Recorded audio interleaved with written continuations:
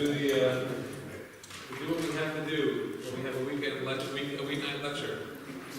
And that is turn off that phone. Airplane mode saves battery and saves time. What if they turn your phone back on afterwards, but it won't ring back in? Bear the talk. I want to thank Rabbi Yosef Weinstock for joining us this evening, and for everybody for accommodating Rabbi Weinstock's conflict last week, which was Bar Mitzvah having conflict, a wedding. And so we're here. All the rabbis who are on the ledger for this series. Rabbi Weinstock is the one I know the longest, because we were in high school at the same time. I'm not really sure who's older though. We were different grades. Not sure. Whatever, it doesn't matter. Anyway, we go back a long way, and it's an honor to host him this evening. As a person who encounters Eliyahu Hanavi on a regular basis at a bris, I'm finally looking forward to understanding what that's all about. Without further ado, Rabbi Weinstock, who will be the full-time senior rabbi of the Israel Hollywood very soon. Retired Rabbi Davis, Rabbi Weinstock. Thank you. It's really a pleasure to be here. I thank you all for coming out to learn with me and from me, and I thank Rabbi Billet for the opportunity. And we do go way back, and we miss him in Hollywood. We liked it better when we shared him with you, and now you got him all to yourselves, but we still have Sunday baseball, Little League baseball. I get to see the Billets then, and it's really wonderful. And you are very lucky to have the Billets here in your community. The topic for this evening is Eliyahu Hanavi. We're not going to learn too much about Eliyahu Hanavi from Tanakh, but I do want to note just 3 psukim that reference Eliyahu Hanavi. Hopefully everyone has a source sheet. It's 2 pages double-sided. So there's material to review. This is just the beginning of what there is to discuss about Eliyahu Hanavi. But I wanted to start with a couple of psukim, 2 from Melachim and 1 from Malachi, that give us a taste of how Eliyahu is depicted by Tanakh, in the Navi, and how that may reflect in the Talmudic sources. I've titled many of the sources to give us a framework in which we can explore some of the qualities, the character, the stories, the myths, the legends surrounding Eliyahu Hanavi. And much of the thinking about this is based on a drush I gave on Pesach 4 years ago. So I can't recycle it yet, it's too soon, but I can share with you an expanded version of it here this evening as the basis of this talk. So one of the things we know about Eliyahu Hanavi is that, as described in Melachim, he's sharp, he's impatient, he is decisive. As reflected in the pasuk, source letter A, when Eliyahu gets annoyed at the people, they're vacillating between worshiping HaKadosh Baruch Hu, worshiping God, and worshiping Baal, and he tells them, Ad matai atem postim al shtei hasifim. Until when are you going to be vacillating, hopping between these 2 ideas? If the Lord is God, go after him. If Baal is God, go after him.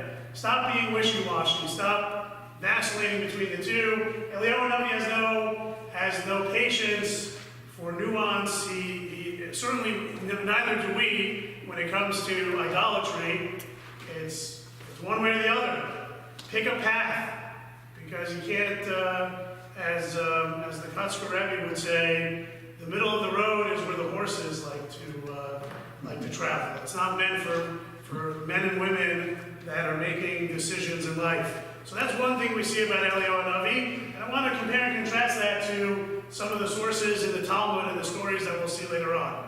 Another quality of Eliyahu Hanavi, and what makes him enigmatic and what makes him mysterious, of course, is his, to use a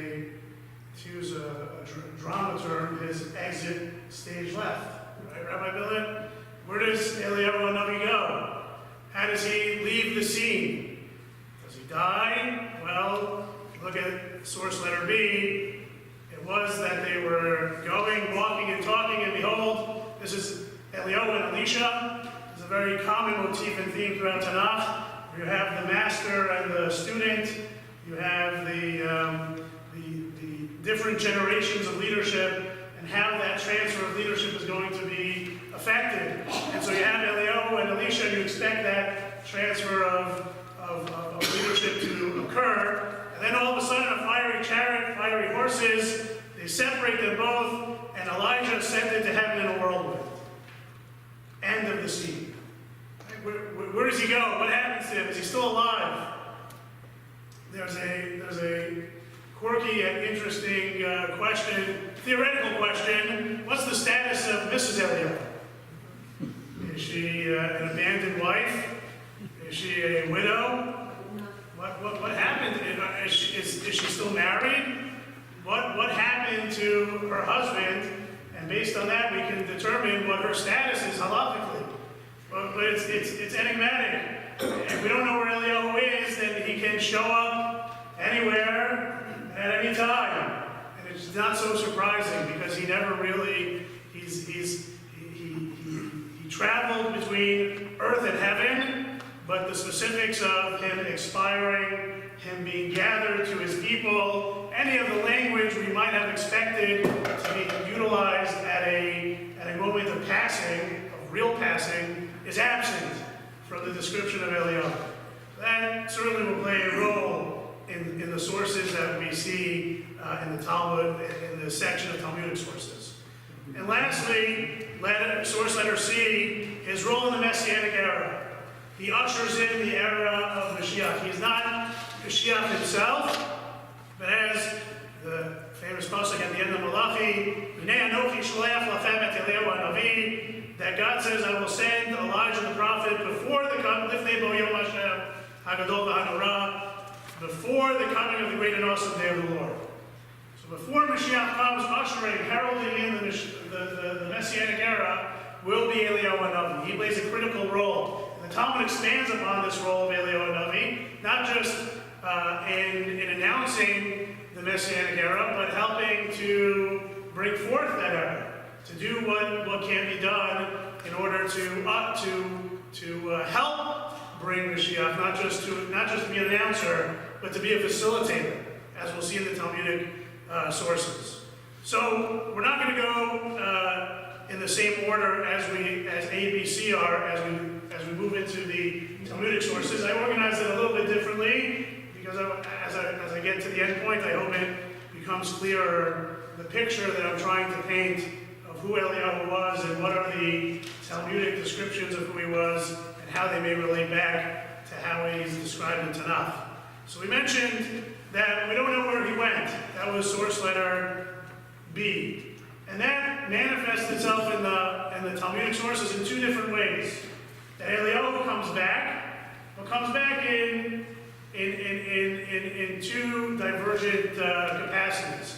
Sometimes as a reward for scholarship, good deeds, to indicate a lofty level that a rabbi or a scholar or a sage has attained. In other words, they were zochet to see Eliyahu hanavi.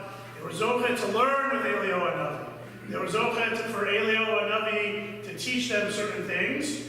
And on the other hand, so Eliyahu hanavi in that case is specifically, everyone knows that he's important because he's an important person that's appearing, meeting, interacting with another important person. That's how we know that rabbi is important. In other cases, Eliyahu hanavi is anonymous. He's just another Joe Schmo. He's not anyone special from the outside, and the Talmud has to come along and tell us that that's where Eliyahu hanavi was. Let's see that in the sources. As a reward, so if you look at source number one on page 1, second to last source on the page, Ketubot 106a. So it notes that Elijah was a frequent visitor of Rabbanan, which is, it was very clear to Rabbanan that it was Eliyahu hanavi that was visiting him, and it's clear that Eliyahu's visits were indicative of the status of a spiritual status that Rabbanan had attained, whom he was teaching the order of Elijah, teaching him various esoteric texts. But as soon as he acted in the manner described, Eliyahu stayed away. The Gemara earlier, you can expand on it at your leisure, talks about how Rabbanan had a choice of different judicial cases to involve himself in. One was a case of an orphan, another case was of a Talmud Chacham, and he was adjudicating the case of the orphans and felt the responsibility to shift his attention and then focus halfway in the middle of his case involving orphans to deal with the Talmud Chacham. And this piece of Talmud tells us that we view that decision poorly. The Talmud is judgmental of that decision and wants us to understand that Rabbanan made a mistake. The Rabbanan should not have diverted his attention from the orphans, even though great rabbis and sages were looking for his guidance. You handle first ones first, or especially those, we have the opposite mindset, that those who are underprivileged have to be taken more seriously and with greater concern. So when Rabbanan made this decision, this mistake, Elijah stayed away. Not only that, so the Talmud goes on to say, he spent his time in fasting and prayer for God's mercy until Eliyahu came to him again. When he appeared, he greatly frightened him, which is fascinating. I underline that idea. The notion that one had to be on a tremendously high spiritual level to not only meet Eliyahu and Navi, but to be comfortable with that meeting to somehow gain from it. And that it's possible, as we'll see elsewhere, that the experience of meeting Eliyahu can be frightening if one is not on the appropriate level. Right? You can be zocheh to see Eliyahu and Navi, but not zocheh enough whereby it is a comforting, inspiring, educational experience, but it can be a frightening experience, as it was for Rabbanan, as he was recovering from the mistake that he had made in ignoring, to some degree, again, everything is relative to a person's spiritual stature, Rabbanan somehow made a mistake in this case, and Eliyahu's presence was removed from him. And we see this idea that if you're not ready for Eliyahu and Navi, then Eliyahu and Navi's presence or appearance can be detrimental to your health. If you see source number 2, the rabbis tell the story. Rabbi Chaviva Bar Shamika says that he once saw one of the rabbis that Eliyahu and Navi would often visit, and in the morning he looked fine, and in the evenings the eyes looked as though they were burnt in fire. His eyes were all red, and I guess it wasn't allergy season, so it wasn't because of that, but it was because, and they asked what happened, and the answer is the last 2 lines of page 1. I requested Elijah to show me the departed rabbis as they ascended to the heavenly academy. It goes on to explain it, that it was too much. Right? So there's an idea that Eliyahu and Navi visiting a person is a tremendous merit, but it could be too much. It could be more than a person can take, more than a person can handle, both in both sources that we've seen thus far. Now, not only is Eliyahu and Navi, on the one hand, as we mentioned, because he went up in a chariot of fire, we don't really know what happened to him. So Eliyahu can come back as an indication of one's worthiness, of one's merit, but he also can come back. Eliyahu enters the scene in other places in the Talmud as every man, as just a typical person without any great qualities. So here on page 2, the first 2 sources tell, quote, Talmudic sources of this type. One is the story of Rabbi Akiva and his wife at the beginning of their married lives together. That's the Gemara Nidar in 50a, source number 2. Fascinating story how Rabbi Akiva's wife came, you might be familiar with it. Rabbi Akiva's father-in-law, Kala Sabua, was a rich man, but unwilling to support his daughter after she marries that guy, Rabbi Akiva. It was against his wishes. So they got married and they had nothing. They were deprived. They slept on straw. I'm looking at the 3rd line of that source. And was a mess. She was used to having her hair done every day. Now she's picking straw out of her hair every morning. And Rabbi Akiva says, I wish I could afford more. And we pick up the story 3 lines from the bottom of source number 2. Later, Elijah came to them in the guise of a mortal. And he cried at the door, give me some straw, for my wife is in confinement, and I have nothing for her to lie on. So Eliyahu Hanavi in this case is a beggar. Is a poor man that has nothing, short of nothing, right? Not even straw. And so he knocks on Rabbi Akiva's door, Rabbi and Mrs. Akiva, and he asks for whatever a little bit, and they have more than he does. And what does Rabbi Akiva say? See, there is a man who lacks even straw. So Eliyahu Hanavi comes to strengthen and fortify Rabbi Akiva and his wife, that even though they had little, there were those that had less. And that's worthy of, even the straw is worthy of gratitude to God. That there is something there of which we should be thankful. So that's Eliyahu Hanavi coming to teach. Now, one could argue that Rabbi Akiva was worthy of an appearance from Eliyahu Hanavi, but not in the same incredibly spiritual sense, but rather in disguise, as the everyman, as the poor man coming to teach Rabbi Akiva and Mrs. Akiva a lesson, and also coming to strengthen their resolve on this path, path of their life that they had committed to each other and to a life of Torah. So that's Eliyahu Hanavi, once again appearing to a sage, a wise person, someone whom we can imagine was worthy of experiencing Eliyahu, but here, not in the incredibly spiritual sense, but as a lesson, as a Musar Haskel, about Sameach Nechelka.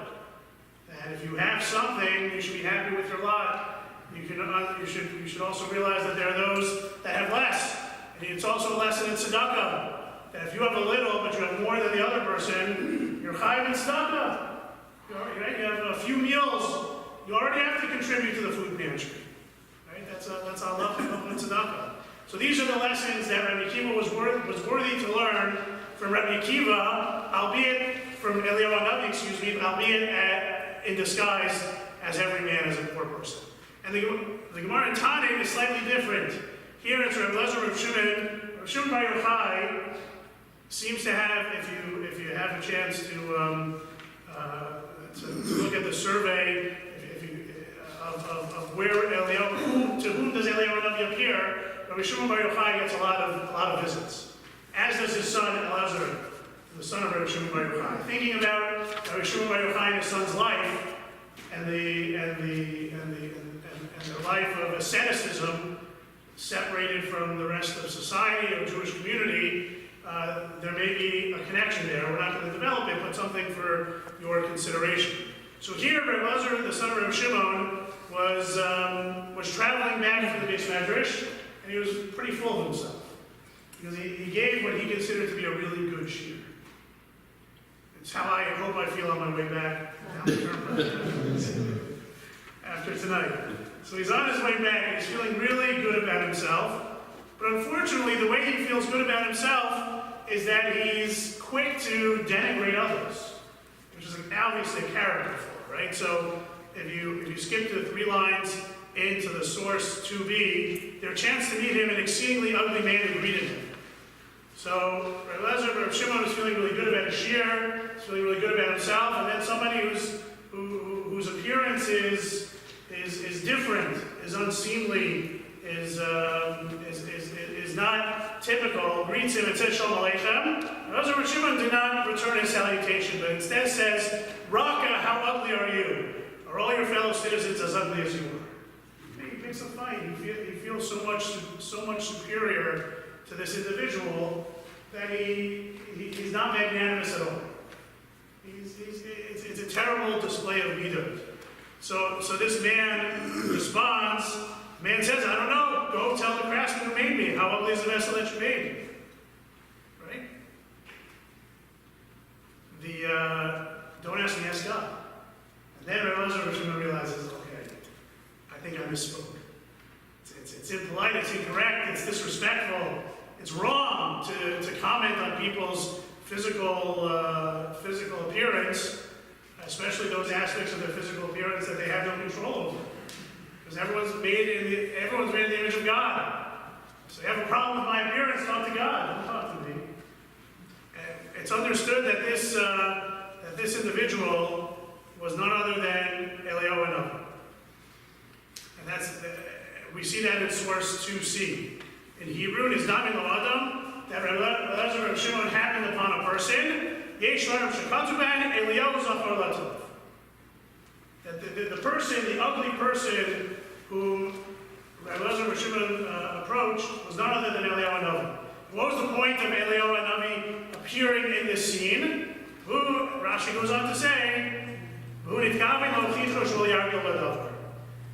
the intention was for Eliyahu Hanavi to appear to Elazar and to correct him in his ways, to make him understand that you don't express feeling good about yourself by bringing other people down.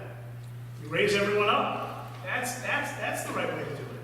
And so the story goes on. You can read it how Elazar realized his mistake and begged this Raka, this man who we know, according to the Svarim, to be Eliyahu Hanavi, to forgive him. And he goes on to say, I won't forgive you until you go to God and ask him for forgiveness. Which is a fascinating idea that I bring up every Rosh Hashanah time, that every slight min adam l'chavero is also a slight min adam l'makom. Not only because God commanded us in all the interpersonal mitzvot, but because every human contains within them the spark of the divine. And so if you assault a person, you're also insulting or assaulting their divine image. And so every sin against human beings is also a sin against God, and that's kind of what emerges from here as well. Again, Eliyahu Hanavi comes down as every man. He doesn't identify himself. In source 2, the Talmud identifies the person as Eliyahu Hanavi. In Tanit, source 2b, the Mefarshim, including Rashi, identify him as Eliyahu Hanavi. And the idea being is that Eliyahu Hanavi can come and teach a lesson to someone without them even realizing that it's him. Right? So, someone in this room could be Eliyahu Hanavi. Look to your left. But that's the idea. You run into people. How do you treat people? What if I were to tell you that there's a distinct possibility that when you're being challenged, when you're being tried, that when you feel like you're being tested by someone, especially whom you don't know, for a favor, for a donation, for anything, for a chesed, for directions, for an ear, what if I were to tell you that our tradition is teaching us that that could be Eliyahu Hanavi? How would that impact the way you respond? I think that's the lesson here. Yes, Eliyahu Hanavi appears to some of us, not me, but some of you, because you're worthy of that high level of spiritual connection. But for the rest of us, we can hold tight to the promise that somewhere, sometime, there's a distinct possibility that we'll connect, we'll have the opportunity to connect with someone who's really Eliyahu Hanavi. And are we up to the task? Are we up to the challenge when that comes? And no one's going to announce it. No one's going to say, okay, this is your chance. We're just going to have to be aware and on all the time so that we're aware and on when we have that possibility of meeting with Eliyahu Hanavi. Moving on, in source 3 we have Eliyahu Hanavi as a teacher of interpersonal skills. Again, here too, it continues the theme that certain individuals were worthy of having a rendezvous with Eliyahu Hanavi, but here it's for a specific reason. So for instance, in source number 3, a fascinating idea that Reb Rocha Chozai would go to the marketplace where Eliyahu Hanavi would often appear to him. It's fascinating. I imagine that certain people, in other sources, as we'll see, Eliyahu Hanavi would appear only when the scholar was learning Torah, only when the scholar was involved in prayer. And here, Reb Rocha Chozai has this rendezvous with Eliyahu Hanavi smack dab in the middle of Ben Yehuda. Actually, it's Bela Pak, but it's the same idea. And they're talking, and it's a larger conversation. I encourage you to take a look at it if you have a chance, because there's the basic theme is Eliyahu Navi asked these people, Eliyahu Navi's asked, who earns a share in the world to come? Point out to me which people here are, maybe it's who are the Lamed Vav names, who are the tzaddikim that are not obvious to all. So he gives one example, which is fascinating, that I don't want to touch here. But the second example is 2 men pass by, and Eliyahu Navi says, these 2 have a share in the world to come. So Rabroka approaches them, we're on the 4th line in that source number 3. And they ask him, what's your occupation? And they reply, we're comedians. We're jesters. When we see men depressed, we cheer them up. When we see 2 people quarreling, we strive hard to make peace between them. They're a little bit like Aaron and Kohen, right? Trying to make peace between people. They're also jovial, happy. You can be a straight man for a while when you tell jokes, but ultimately you have to put a smile on people's faces, and smiles are contagious. So these jesters were smiling and engaging with people. And so this actually begins to, maybe Eliyahu Navi's persona in the Talmud, maybe he mellowed over time a little bit, right? Because it's hard to imagine the Eliyahu Navi as depicted in Tanakh as being someone who would tell you, where to get a good laugh. He was a pretty intense, zealous demeanor. And it's only, but here we see Eliyahu Navi as teaching Rebroka, those who merit the world to come, which he speaks of, which allows us to transition to source number 4, Eliyahu Navi as being a source of esoteric knowledge. After all, we don't know who's a Ben Olam Haba or not. It's only someone who has this direct line of communication and connection with the heavenly sphere, but also as a teacher of interpersonal skills. You have to try to make peace with one another. You have to try to cheer people up, raise their spirits. These are things that the Talmud and we can and should learn from Eliyahu Navi. But along the lines of esoteric knowledge, there's a number of instances, number of cases, number of stories in the Talmud where Eliyahu Navi shares with those around him God's perspective. What's God doing? Right, so that's source number 4. What's the Holy One blessed? Rav Shila asked Eliyahu, what is the Holy One blessed be doing? What does he do up in heaven? There's a number of different Gemaras about what he does up in heaven. He makes shidduchim, he plays with the Levyasan. He has a pretty leisurely existence, God, at least according to most of these sources. But here, Eliyahu tells Rav Shila, he utters traditions and names of all the rabbis. He sits and learns. He says, Rabbah says this, and Rav Ashi says this, and Rav Akiva says this, and Rav Yosef Lili says this.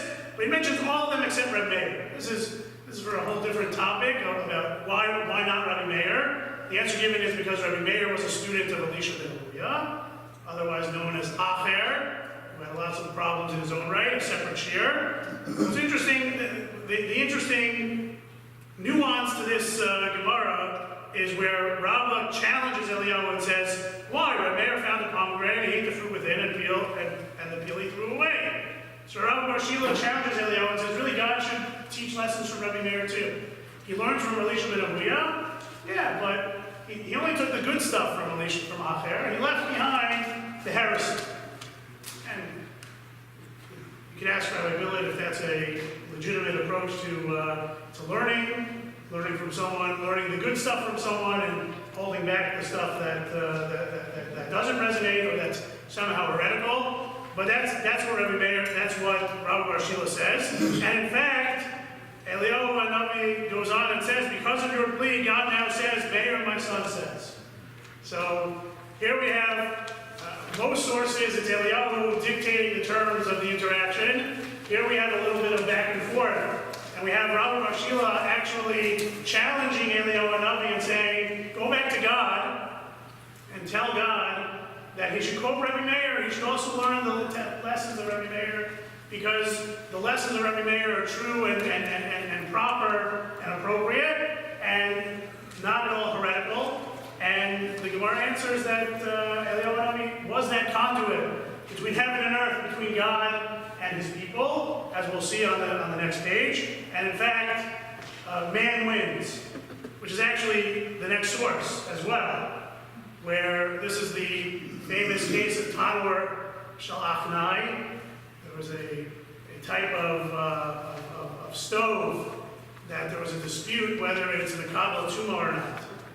And all the sages, everyone was on one side of the position, and one rabbi was on the other, and the one rabbi would bring all types of proofs that he was right. He said, if I'm right, let there be miracles, and all the miracles occur. If I'm right, let a godly voice come down and say that I'm right. And the Bat Kol does come down and in fact say that he's right. And we say, and the rabbis say, hey, Mashkif Malakol, we don't care what heaven says. Right? So how does God feel about that? So cue Eliyahu Hanavi. Because the end of that Gemara says that Reb Natan met Eliyahu and asked him, so dude, what's the hak up in heaven? What's God, how does God feel about what these sages are doing? They seem to be somewhat chutzpah. They're telling the world that we paskin based on the system of halacha, as we understand it, is that we have received as a tradition, as part of the Torah Shabbat Bad. And all the miracles, be darned. We don't care about the miracles. So Eliyahu, what's God saying? So Eliyahu says, the first source on page number 3, he laughed with joy, Eliyahu Hanavi, in reply, saying, my sons have defeated me, my sons have defeated me. They won. And I'm happy. Right? Reminds me a little bit, my father and I used to play chess. He always told me that the day I won, he'd give me $20. And I never won. And finally, I was probably 7 or 8 years old. And finally, I won. And he pretended to be mad for a while. And finally, he gave me the $20. It's the same thing. When your children exceed your expectations, if you really love them, then you celebrate. That's what's being reflected in source 4b on page 3. But who gives us that message from God? None other than Eliyahu Hanavi. He is the conduit between heaven and earth. We've seen that he's the conduit between people. He's the one that teaches the interpersonal skills of encouragement and laughter and making peace between people. And now we see him as the conduit between God and the Jewish people. And this comes through again in source 4c, the Gemara in Brachot.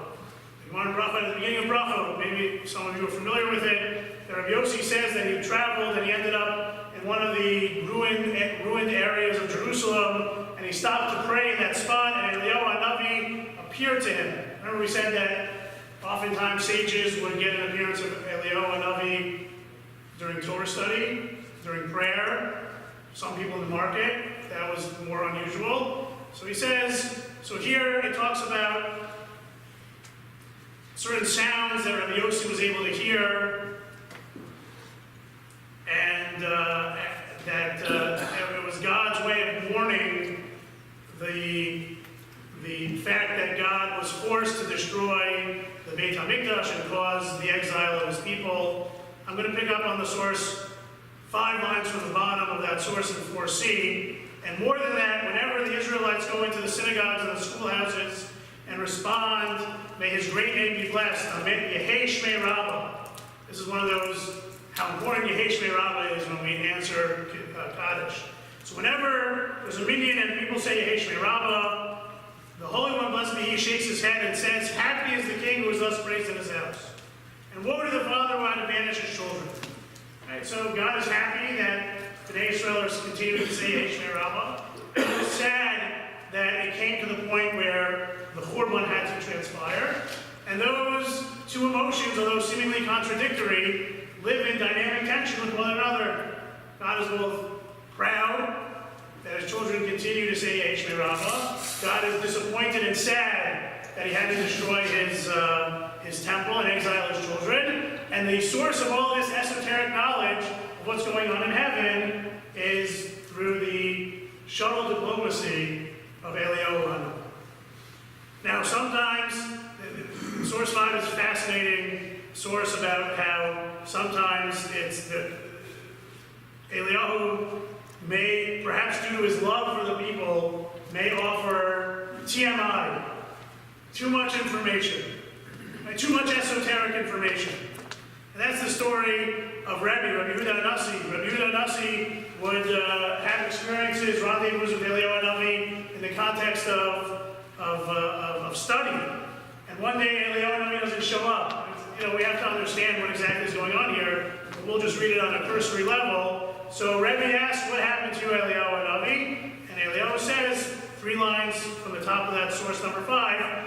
He replied, I had to wait until I woke Avraham up, washed his hands, prayed, I put him to rest again, and I did the same for Yitzchak and Yaakov. So Eliyahu Hanavi is serving as a caretaker to our avot, to our patriarchs. And it took him a long time. First Avraham, Daven, put him back to bed, then Yitzchak, wake him up, do Nebelvasser, put him back to bed, then Yaakov. So Rebbe says, you could have saved yourself time, why not wake them all together? This is fascinating. So Eliyahu Hanavi says, I fear that they would wax strong in prayer and bring Mashiach before his time. Right? We talked about Elijah as being the usher, the one who would announce the arrival of Messiah, the Mashiach, and here he's saying, there could have been a spiritual force that forced the hand of God at not the right time. And that's bad. So Rebbe actually says, so new, is there anyone alive today that we might be able to garner all of their efforts in prayer and tackle force God's hand to bring Mashiach? So Eliyahu Hanavi gives him the answer and says, yes, Reb Chia and his sons. If they would all pray together in devotion and in sincerity and in intensity, then amazing things could happen, and it could, in fact, perhaps even force God's hand. So as the source concludes, Rebbe declared a fast day and had Rebbe Chia and his sons praying all together, and amazing things happened.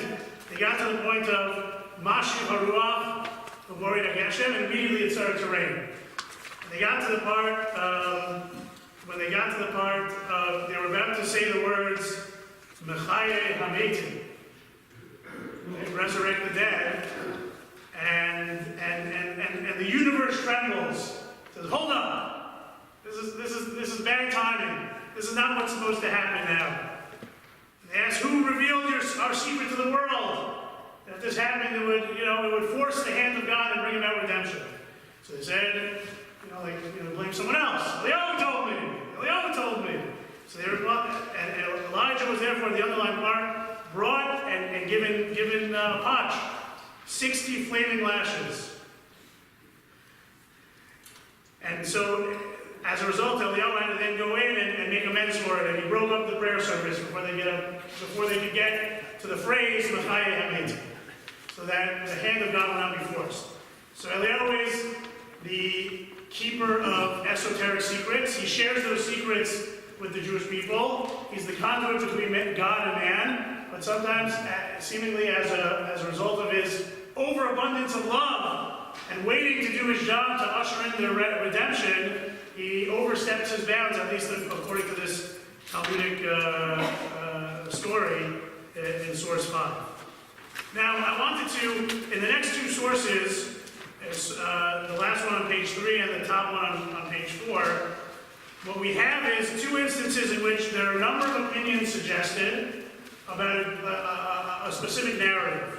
In Gittin 6b, source number 6, it's about the narrative of Pelagish Megillah. We don't have time to talk about it. What exactly transpired at the beginning of that story. In source 6b, Megillah 15b, last page of the source sheet, source number 4, page number 4, excuse me, it's the story of coming up. It's in Yonah Yoma, close to Purim. So the story about how Esther invites Achashverosh and Haman to come to the banquet. And there's about 6 or 7 different opinions. We understand why Esther invites Achashverosh, the king, but why does Esther invite Haman? What's going on there? There's all these different opinions. Finally, Rabbi ben Abuah came across Eliyahu and said to him, which of these reasons prompted Esther to act like she did? Why, in fact? What's the real reason why Esther invited him? So what does Eliyahu say? Right? All the reasons given by the Tanaim and all the of them are right. Everyone's right. There doesn't have to be just one answer. There could be lots of different answers. And the previous source, he in fact uses the language, Elu ve'elu divrei Elokim chayim, that these and those can both be the accurate depictions of the words of the living God. And so it serves as a contrast between when Eliyahu is being challenged by perspectives and positions outside of the pale of Jewish belief, when he's being challenged by the idolatrous gods of Baal. There he responds by saying, you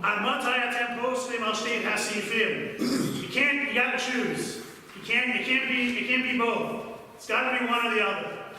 Whereas here, when it comes to positions of rabbis within the tradition of the Talmud, Eliyahu Hanavi is perfectly fine saying that all of the opinions are right.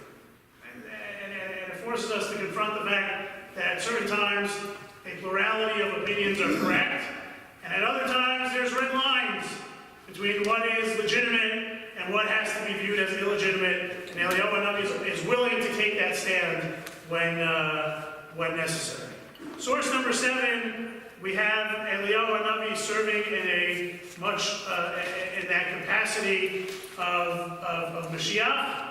Here, we'll just read the beginning and the end, where Rabbi Yeshua ben Levi met Eliyahu standing by the entrance of the tomb. He asked him to have a portion of the world to come, be bride of his master's desires. So then, the story picks up really on the third line. Rabbi Yeshua ben Levi asks Eliyahu, when's Mashiach going to come? Right? Because if you're the one that's announcing him, then you got to know when he's coming. So Eliyahu completely changes the paradigm. He says, don't ask me, ask Mashiach. So he says, what do you mean? He goes, go to the leper colony outside of Rome, and there's somebody there who, all the other lepers unwind all of their bandages before they replace any of their new bandages. And there's one leper who only takes off one bandage at a time, and takes off one and replaces that one. And the reason being so that he's ready in every moment. He's always ready to jump up and serve in the capacity as Mashiach. So he goes to meet him, and he goes there, and he finds the leper that does so, and he asks the person, when are you coming? So he answers, Hayom, I'm coming today. So he's very excited, but Rabbi Yeshua ben Levi realizes that he's lying. He's not coming today. So Eliyahu Hanavi says, no, he's coming today. Hayom im tishmu b'koli. Today, if you listen to God's voice. It could be any day. The capacity, Eliyahu Hanavi can come any day. In his capacity to usher in the Messianic era. Could that be why Eliyahu Hanavi can appear to anyone at any time? Because he has to be available. He's on call. So what's he doing as he's filling his time? He's interacting, he's connecting, he's giving us esoteric knowledge, he's bringing messages up to God and messages from God down to here, and he's giving the Jewish people hope and encouragement. And so the Mishnah in Ediot, source number 8, gives us these two models of what is the role of Eliyahu Hanavi, and one is to resolve disputes. We know that it's relatively new. The Gemara doesn't say this, but already 12th and 13th century commentators said that tegu can be understood as an act. Tegu is the end of an unresolved dispute. When no opinion is decided, tegu literally means let it be. And it's understood beginning in the 13th century to perhaps refer to Eliyahu Hanavi. Tishbi yitaretz kushiot v'abayot. It's an acronym that the Tishbite, Eliyahu will come and resolve all of our unresolved questions.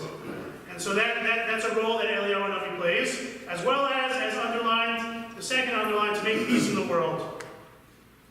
Right, to usher in the Messianic era, to make peace between people. And that's why I would say what's so beautiful about the imagery of Eliyahu Hanavi, and why Eliyahu Hanavi appears at the times in our lives that he does appear. whether it's at a bris milah, or whether it's at the Seder, or whether it's Ma'atim Lavo at the time of Mashiach, is because I would say, just to summarize everything we've said in a minute, is that Eliyahu Hanavi serves as a connector. As I mentioned here, he connects heaven and earth.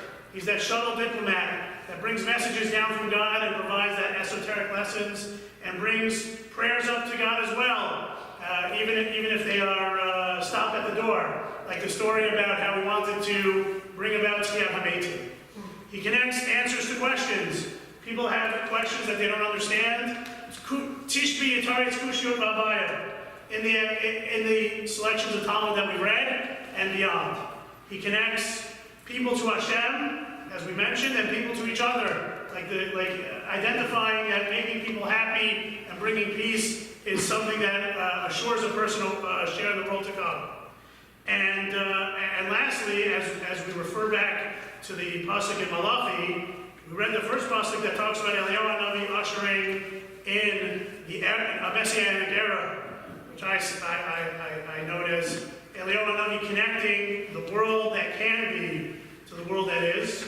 The ideal world of the Yemot HaMashiach, Eliyahu Hanavi is going to usher that in and facilitate our growth from our world as we know it to the world of the ideal of Mashiach. And just if you look back at source letter C, when we talk about Eliyahu Hanavi bringing about the great and awesome day of Yemot HaMashiach, and verse 24, Eliyahu Hanavi will also be v'heishiv le'mavot al banim v'le'banim al avotam, that Eliyahu will also serve to turn the heart of the fathers back to the children, and the heart of the children back to their fathers.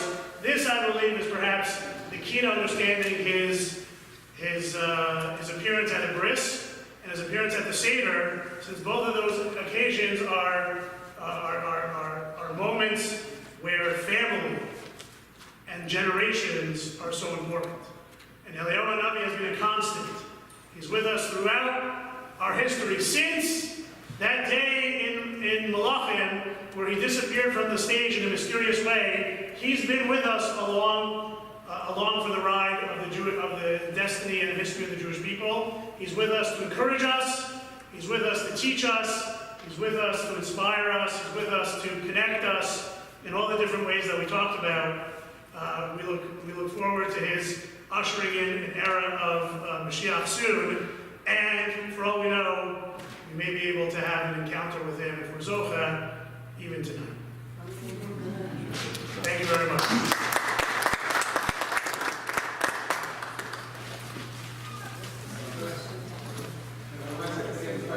Yes?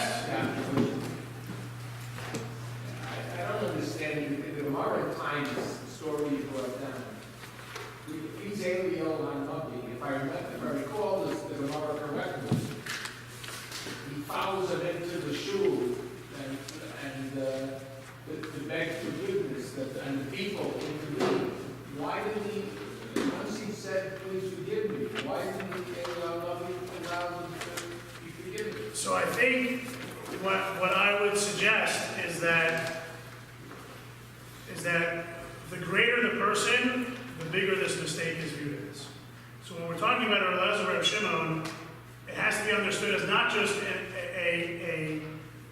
a problem being Adam Lachavero, that he could just ask for forgiveness, but it speaks of a fundamental flaw in his relationship with Tzibur. Therefore, he wasn't going to make it easy for him, and he needed to publicize that this is a problem. Until such time as Rabbi Eliezer Reb Shimon fixes that problem, his status, his stature within the community needs to be diminished. So it's not just about between Rabbi Eliezer and the ugly guy. If it was someone else, if it was me, it would be a problem between me and the ugly guy. But it's not. It's a problem with a fundamental flaw of such a great Talmudic scholar. And as such, the whole community is impacted and affected until Rabbi Eliezer can change himself.